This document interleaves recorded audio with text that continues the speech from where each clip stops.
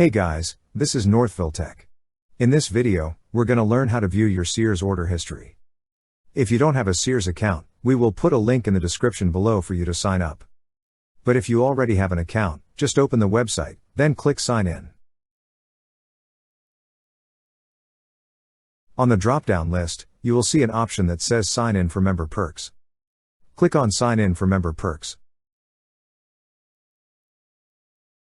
Now, sign in with your email and password. Once you're signed in, you will see a drop-down arrow at the upper right side of the screen. Click on the drop-down arrow. Then a drop-down list will appear. Click on your orders.